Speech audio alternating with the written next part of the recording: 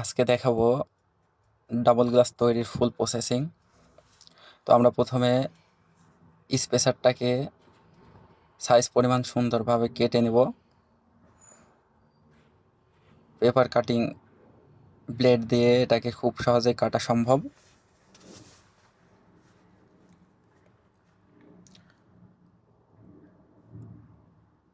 আমাদের স্পেসার কাটা শেষ। এখন স্পেসারের এক মাথায় কর্নার লাগিয়ে নিচ্ছে, কারণ স্পেসারের মাঝখানের ফাঁকা জায়গাতে কেমিক্যাল দানা দিয়ে পরিপূর্ণ করতে হবে। স্পেসার মাঝখানে কেমিক্যাল ঢালা হচ্ছে। কেমিক্যাল ঢালা শেষ, আরেক মাথায় কর্নার লাগিয়ে নিলাম। এখন স্পেসার 4 কর্নার লাগিয়ে একটি ফ্রেম তৈরি করব।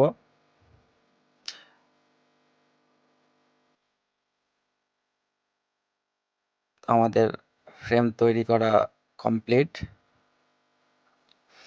এখন স্পেসারের উপরে খুব সুন্দরভাবে নিখুঁতভাবে ডাবল ফেস লাগিয়ে নিব, কারণ ডাবল ফেসটা স্পেসারকে গ্লাসের মাঝখানে নির্দিষ্ট একটি জায়গায় সুন্দরভাবে ধরে রাখতে সাহায্য করবে।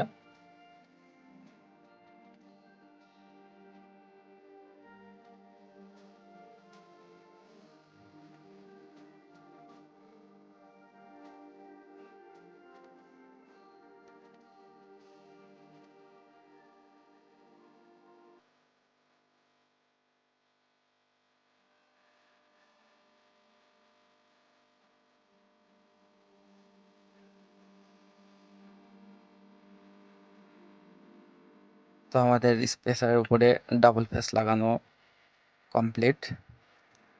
এখন স্পেসারটাকে গ্লাসের উপরে বসিয়ে দিলাম।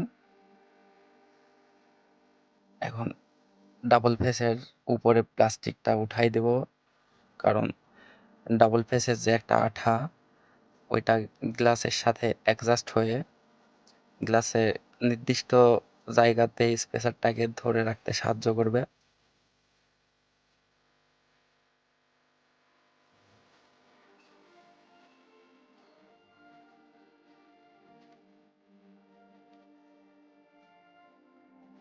স্পেসার এক সাইডের প্লাস্টিক ওঠানো শেষ। এখন আরেকটা গ্লাস উপরে বসায় দিলাম।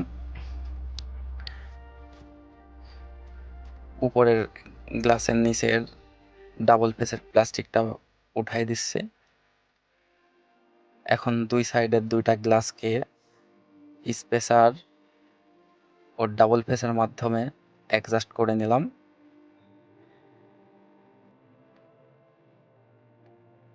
সুন্দরভাবে চেপে চেপে ওটাকে অ্যাডজাস্ট করে দিলাম। এখন সাইড দিয়ে সিলিকন দিয়ে সুন্দরভাবে এটাকে পরিপূর্ণ করে দিব।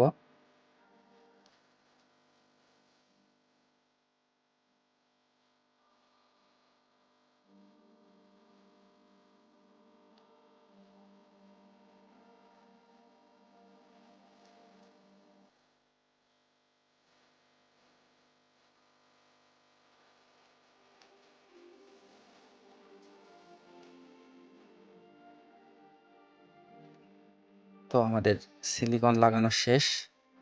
এখন সিলিকনটাকে সুন্দরভাবে পরিষ্কার করে দিব, আর মাঝখানে যদি কোনো ফাঁকা জায়গা থাকে সেটা পরিপূর্ণ হয়ে যাবে।